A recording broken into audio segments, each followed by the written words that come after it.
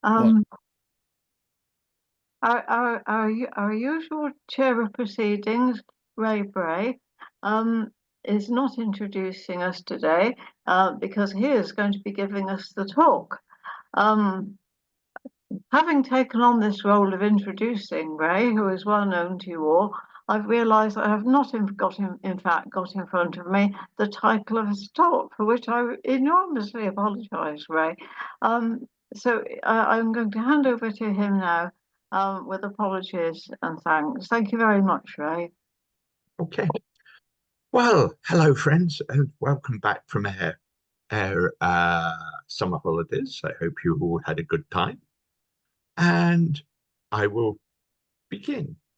The talk was initially called The Future of Gene Technology. And that is what I want to kind of speak to you now upon. So here we go. This talk was inspired by the Swarthmore lecture, Playing in the Presence, which is this book. Right, yeah. By Jackie Leach Scully. The race to understand DNA came after 4 people from Cambridge made a breakthrough, and they were Francis Crick, James Watson, Maurice Wilkins, and Rosalind Franklin. The last 2 lesser known than the first 2, which I think is rather sad, because the last 2 done what would be classed as the grunt work. They were the people who were very much part of it, but didn't receive the recognition which I think they very well deserved. There's a large amount that I've read on this subject that I could spend most of the day telling you about, but I've only around 40 minutes. So this is just a brief gamble over the major developments. The first draft of the human DNA as we know it, was the human genome, was published in July 2000.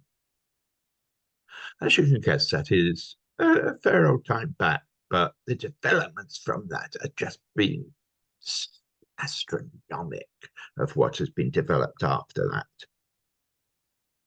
This is an ongoing development, and a lot has been published over the years since then.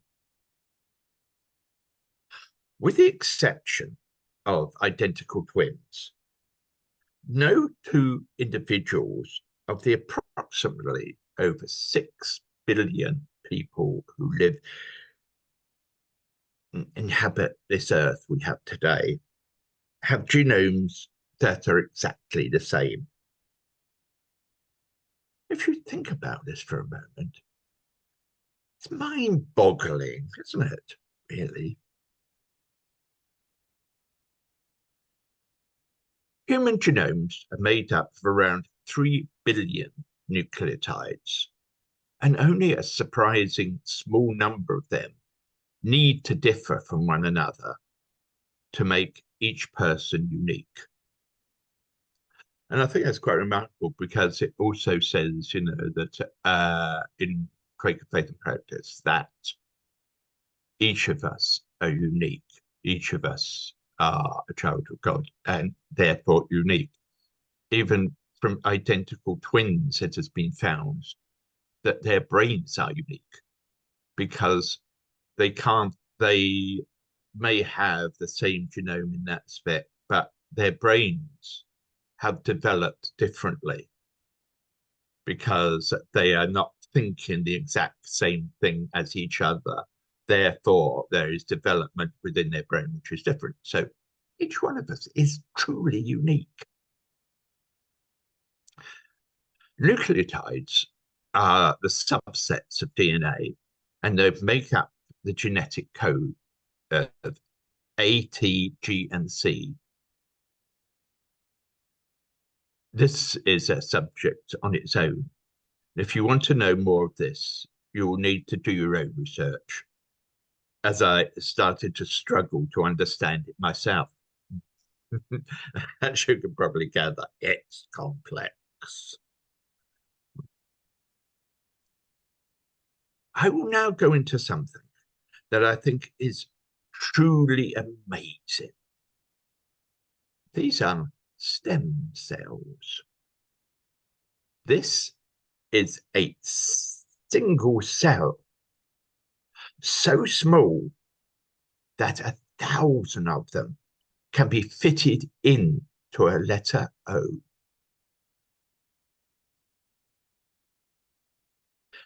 It has been stated by some religious groups that the stem cell possesses full potentiality for growing into a living being. Therefore, they are sacred and out of bounds for manipulation.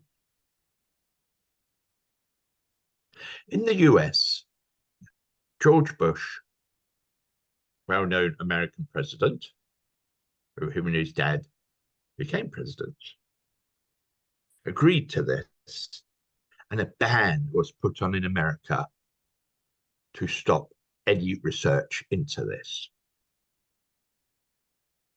But in 2004, the US Department of Defense awarded a £240,000 grant to researchers in Lund University in Sweden to study the use of human embryonic stem cells for treating Parkinson's disease.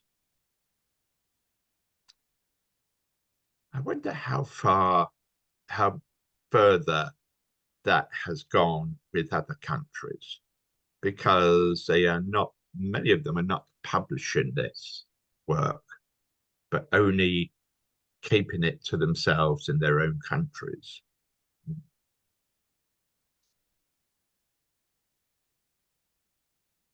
Here is an interesting quote I read from a Lewis Thomas book called The Medusa and the Snail.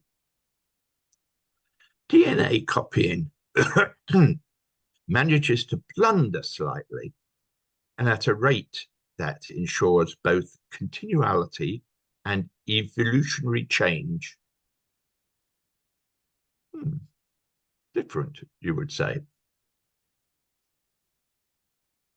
On the 5th of July in 1996, an amazing thing happened. And that amazing thing was Dolly. Do you all remember the tale of Dolly the sheep? It was on the front page of most newspapers. And if you bear with me for a moment, I shall just get something out that I need to quote.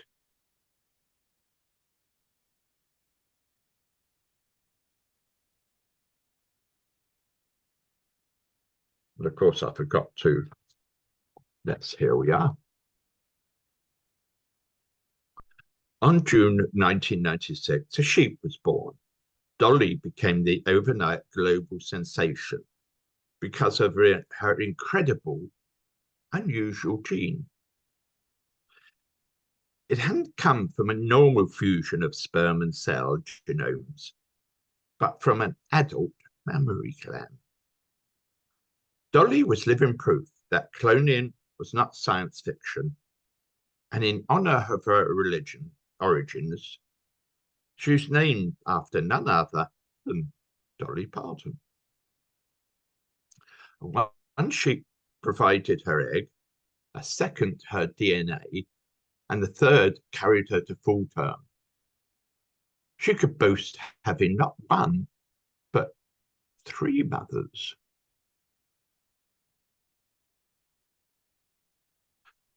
In principle, each genome has all the information needed to code the biochemical instructions of any type of cell that makes up the organism.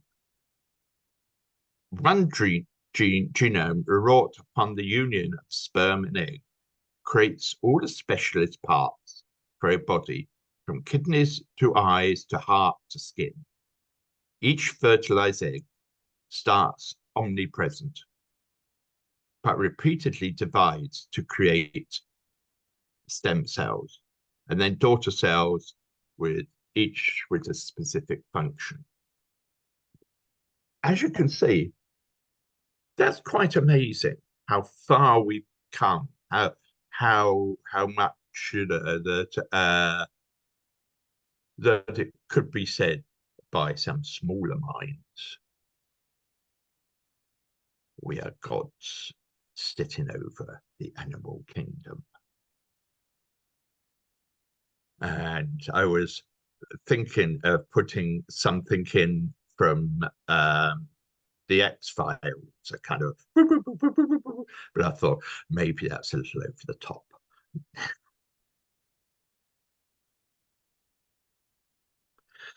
But we should remember, as one technical person put it,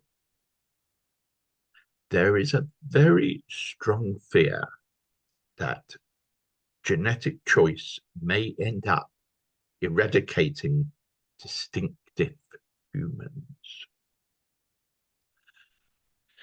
With this, I come to a statement which I remember reading at a younger age, that if you take a woman who is not strong in body and a man who suffers from severe depression, and you say then, no, they shouldn't have children. The word there is, congratulations, you've just removed Beethoven. Makes you think, doesn't it? Oh, excuse me.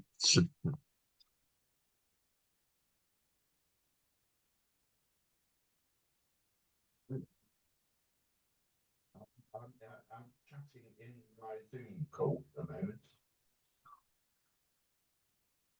Right. Okay.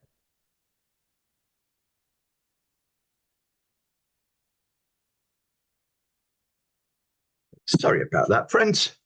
Brothers can phone you at very awkward times. But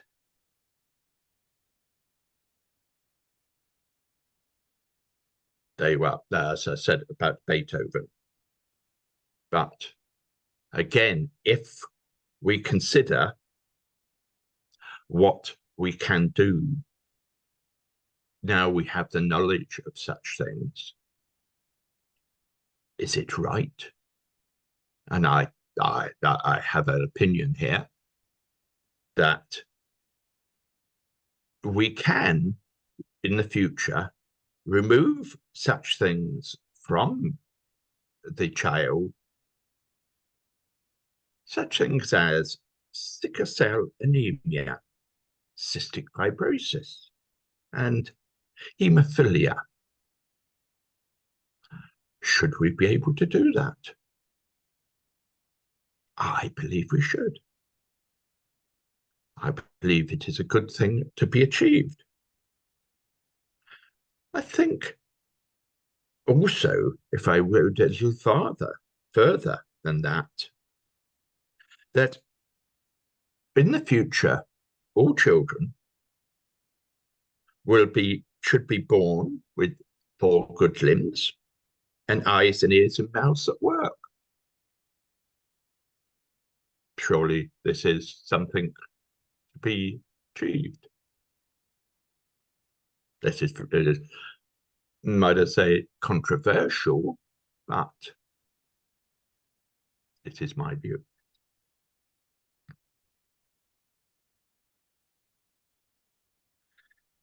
An agreement that is very strong in academic circles is, should we use some genes to benefit others?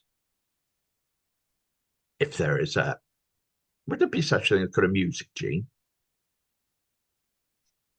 Or a gene for making someone better at sports? The big one being have a better memory. If that is going, can I have one, please? Because my memory is sometimes quite appalling, as friends will, as other people will tell you.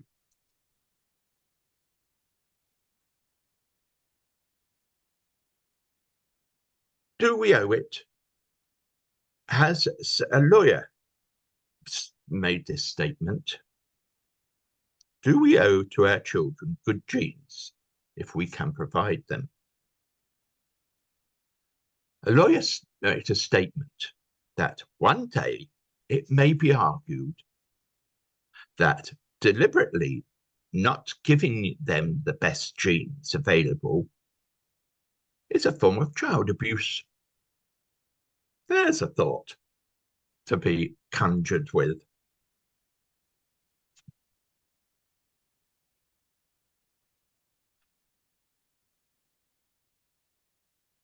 We, as from quite a little while ago, can all have their genes sequenced.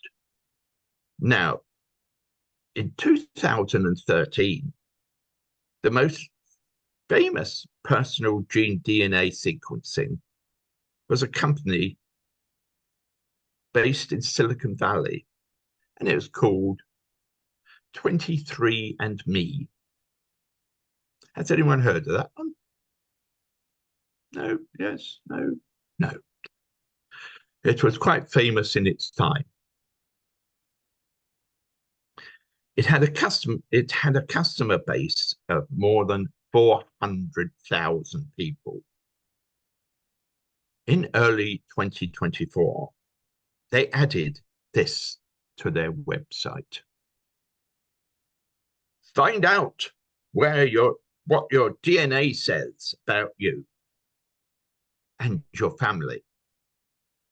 Trace your lineage back 10,000 years. I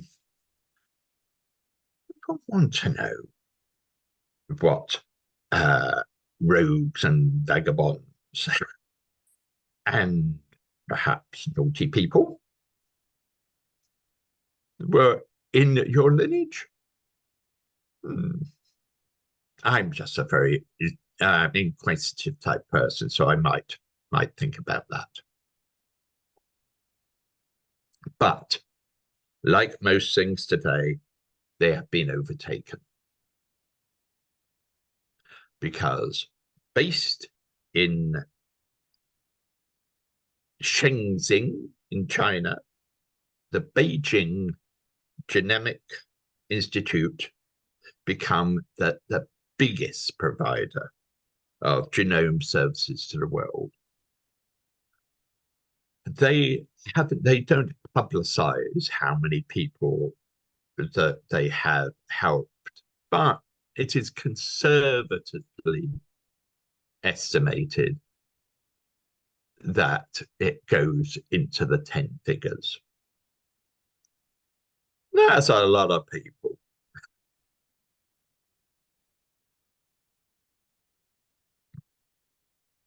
Some companies are now growing plants through genetic manipulation. So they can grow them in very hostile places.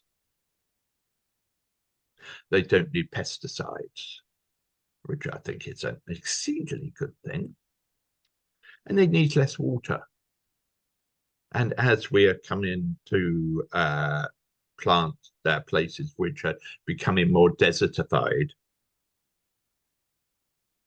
it is something which I think is desperately needed.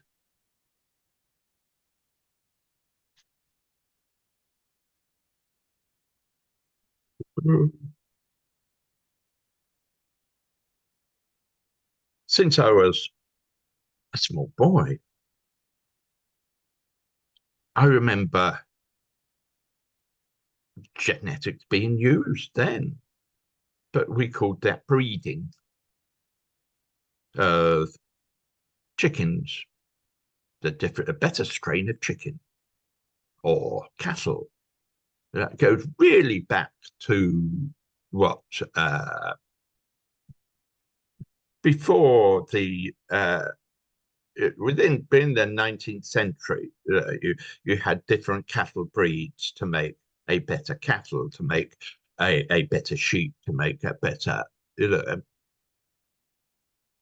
Does that mean that we can use them to make a better human?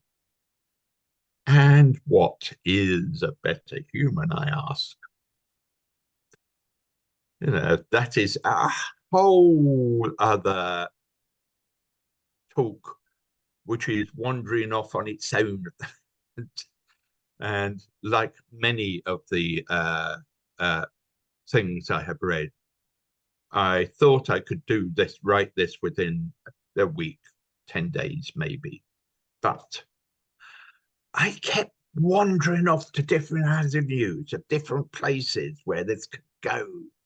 And there is so much, it's mind-boggling how much information is out there and what people are doing, kind of, which is on research programs, but which is on other programs because someone dug into the information and they found out that some country is doing something which is not too happy to tell people.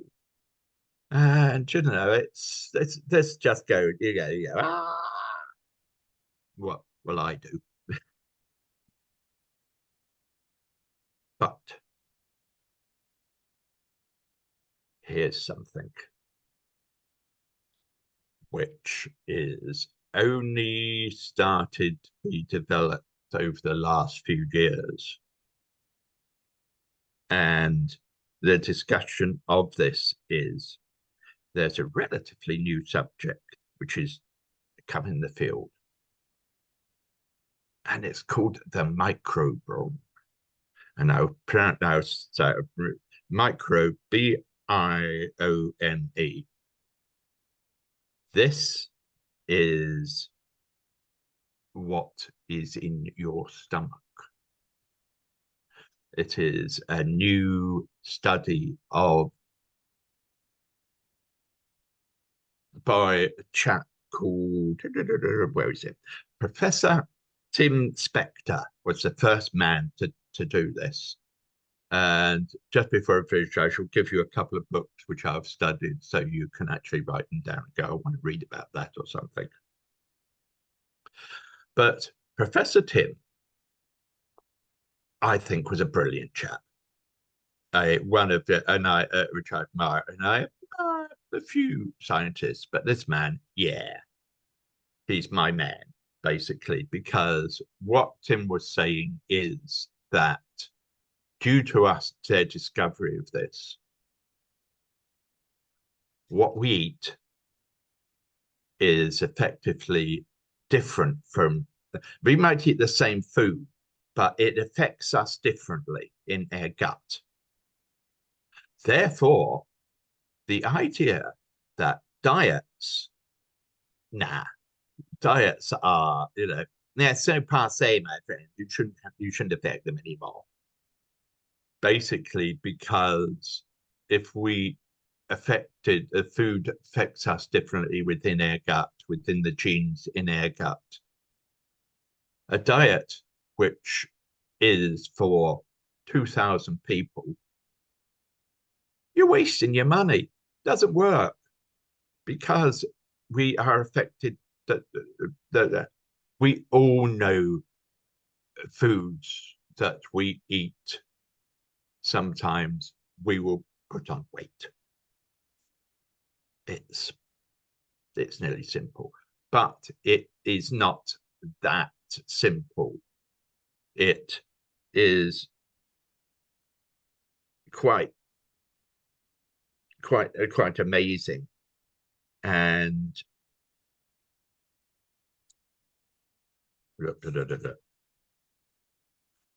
Tim's book, it is called Spoon Fed: Why Almost Everything We've Been Told About Diets is Wrong. I like it. I think it's a wonderful book. Right. And sadly, I should have written more on this, but I'm coming to the end of me talk now, nearly. So, two books which I would recommend to you. One is called Biosync by Dawn Field and Neil Davis. This is a brilliant book. Brilliant, I thought. And the other book, which was the first one to inspire me to actually go forward and speak about this, which is Jackie Leach Scully's Swarthmore Lecture of 2002. It's called Playing in the Presence: Genetics, Ethics, and Spirituality. But before I open this up,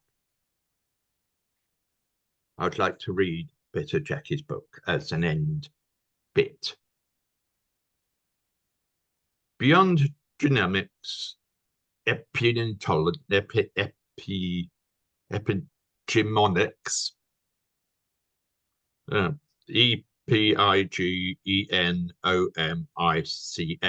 which is a strange word, is perhaps an even higher mountain of diversity to scale. Genomes may be relatively static entities at the level of their nucleotides, A, C, G, and T, but the double helix can be decorated in numerous ways that change how genes are turned on and off, and in which combinations, in essence, exactly the same genome sequence can have different effects depending on its history and context. Gene expression patterns can change frequently, and in some cases, the modifications are even passed on to the next generation. It never ends. Human genetic variations continues to blindside us with its enormity and its complex. And only 2 days ago, I was reading of a new development. The genetic code thing that you see, they have noticed through higher telescopes, tests which they can see on it with microscopes, that within this gene thing are nodules, little knots within the gene line. Right. What are they there for? What do they do? We don't know yet. And I emphasize yet, because I'm sure it will come to us soon one day. Well, that is my thing. But into this, I would like to throw a couple of questions that we can debate for the next little while. One, how far morally should we go for the development of the child in the future? If it is hoped that they are children born, as I said earlier, with all the senses and 4 working limbs. But where do we go from the demands of the parents for tailored children? Should parents in the future be allowed to have a child with, say, blue eyes and blonde hair?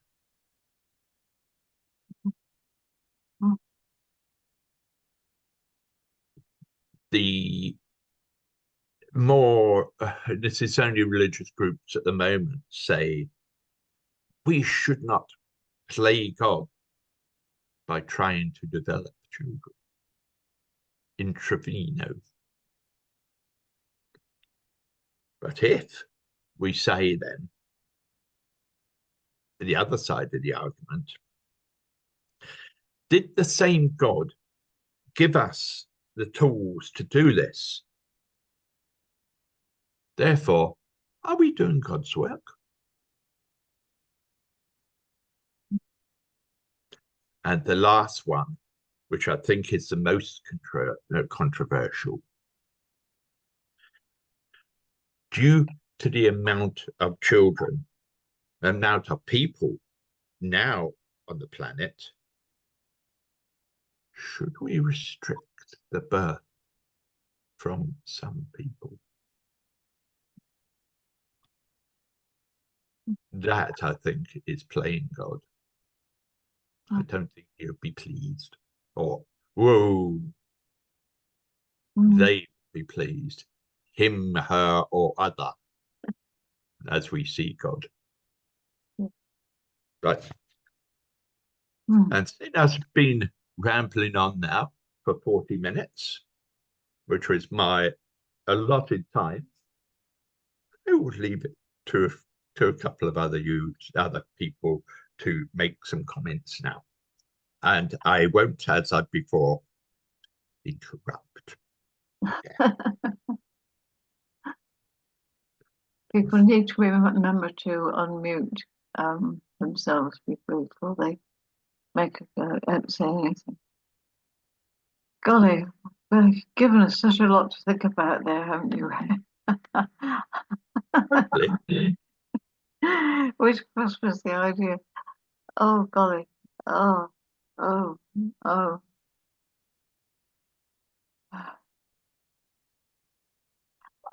I think one of the things that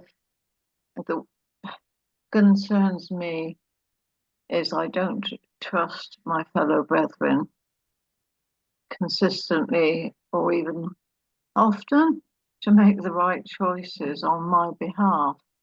They certainly haven't done it in the past. I come from a stratum of society which would not have received any education, for example, based on people I was born to and where I was born. I wouldn't have received education. Don't know where my brain would have gone without it. I'm not sure. I have got a lot of I've got epilepsy, although that was result of an accident, and I've got all sorts of bodily poorlinesses now. I'm getting older too, and it would be lovely to have them cured. But I notice how much I learn, even though, for example, if I have an epileptic seizure, I believe I lose a bit of my brain each time, which is obviously not something I would choose. But on the other hand, I do believe that my experience and understanding of life overall is enhanced by being an epileptic, as indeed it has been by having been an alcoholic. Although I don't know if that is should be in this category or not. But I suppose what I'm looking at here is the benefits of disability. The way that disability naturally helps us to develop other bits of ourselves. And would we develop it, or what would we become instead if we didn't have it? Given that in most cases we could say it's a God-given disability, although, as I say, some cases it's not, it's something more acquired by circumstance. I don't know, I'm waffling. I'm waffling. It's just, I do wonder a lot about how, I just know I don't feel that as human beings, I don't think we ought to be given total power to control anything. Um, Contributions, we should be able to contribute, but not to control. And I worry, therefore, about what could be going on in these laboratories at the moment and whose lives might be limited or even terminated as a result. But that's just, as I say, it's just a womble around the subject at the moment. I don't know what other people are thinking. You said, hopefully.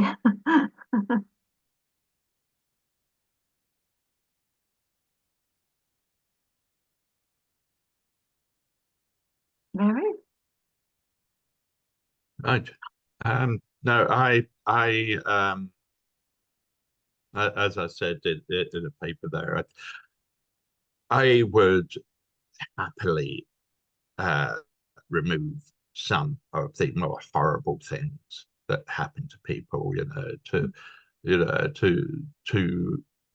because I've seen the results of it, especially with cystic fibrosis, which in my work with children, I have seen this, and it is a horrible, debilitating disease, which Painful, isn't it? condition which affects some children, and their life is blighted by it, Mm. and I've spoken to other friends who have had children with sickle cell, and that is something which we could do something about, and I feel should. Yeah, You yeah, know, but I was discussing the fact of disability, as in physical disability of children, and I said, one day we'll be able to do that type of thing, a a lady friend said, I don't think we should do that. Think of the people who are children who are disabled at the moment. What would happen to them? mm, mm, And I said that's I think is a little wrong-headed, if I may say so, because I am sure that if asked, they would say, "Do you want anybody else to not have these type of things?" That they would, I think, would agree yeah, that that if they wouldn't want to commit other children not to walk or not to have arms or no, something like that, which would be, and if we can do something about it, would be yeah, uh, I don't think. mm, Can you imagine if so we didn't we know how to stop you not having legs, but we decided that it was God's will that you didn't have them. But if you were to, if we just say yes, that's that, we can clearly see that it would be better to, uh, but with physical disabilities. But at what point do we start defining what is a mental disability Yeah, yeah, and what we do about it? yeah. I mean, what it's No. in some But, ways the concept of disability has been very helpful, but sometimes it can be unhelpful. mm, Because when we really are just looking at difference rather than, and each one will be different because what to some person is, well, I'm just a bit different. I want to do it like this. I want to see it like this. To another person, it totally excludes them from taking part in society at all. Yeah. So, conundrum. Right. Rosalind, do you have a view?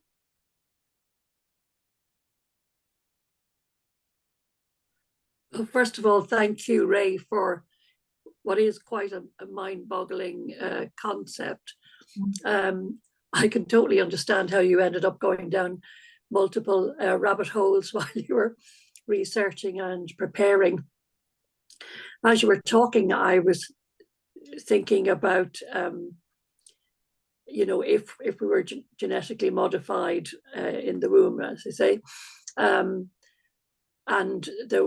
there was no sickness or illness, does that mean people would live on and on and on and on and on?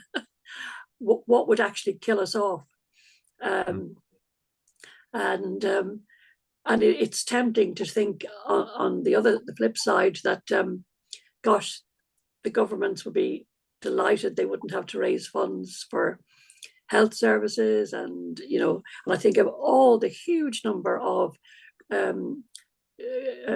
community and voluntary groups who are supporting people with disabilities and mental health problems, and many of them having to work so hard at raising funds to improve the lives of those who are affected.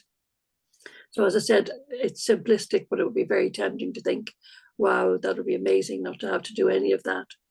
And if we're all so perfectly made, you would hope and think, well, what will we do with ourselves? What would our daily lives be like? To bounce out of bed in the morning with no aches and pains, and have lots of energy and good sight and all these kind of things, and think, right, what am I going to do today? If I don't have to do good works, I can maybe enjoy nature, or have a really jolly, lovely time in my life. As I say, I know that's a very simplistic view, but it is a very, very, very complex subject. And of course, I must confess that Hitler ran through my mind, thinking of his wish to, create the perfect race, and the horrible experiments that went on, in his pursuit of that dream. And you do have to ask, what would happen if this kind of power fell into the wrong hands? Who has the decision to select who survives and who doesn't, and all those kind of things. So there are huge moral questions, as you say, Ray, behind the topic, and certainly probably a lot more questions than answers, but definitely something for us to be thinking about. Yeah. Because it is happening today. We could slip down to that enormous rabbit hole called eugenics, which was Hitler's thing. That is just so frightening that it could happen to anybody at that type of thing. But I suppose I have this nearly naive idea that I want people to be the best as they can be, but we have to live in that kind of realpolitik, which says, as you say, if the wrong type of people get it, there was a study which went on in America about how to get people to live longer. And someone asked this researcher, if that could happen, who would he give the first test to? And I was horrified by his answer. And he said, Well, that's very easy. I'll give it to Ronald Reagan and Margaret Thatcher. Oh. No. So, you know, don't ask what you don't ask what your desires are. You might get them. I was just thinking though of people to the right of politics today. What would be their view on the kind of people that you would produce and the kind of people you would not? It wouldn't be only Guardian readers for a start. Horrible thought. No, I mean, it would be, I believe it would be very narrow. And I think when I think I was quite slow to get to appreciate and enjoy nature for various reasons. And I imagine I enjoy it more now I'm older. And I'm astonished continually by the minutiae of different creatures and insects and flowers. And I'm amazed at their variety and their beauty. And it does make me think about humans and other animals too, and how important that variety is, even though we may not like it very much, and we may not see what it's for, but we're all for something. We're all part of a whole. That much I am sure of. And that puts me in a really worried, feeling very worried, because I think about this quite a lot. I don't know what God wants us to do. I do not know whether we are meant to simply pray for the best, or whether we are meant to, take up arms against the sea of troubles and make decisions on God's behalf and hope that we are indeed following God's will. But no, I'm not. It frightens me to death, actually. I'm afraid. Sorry. In a more slightly lighter side, Ogden Nash wrote a very tiny poem which stated, God, in his wisdom, invented to fly, and then forgot to tell us why.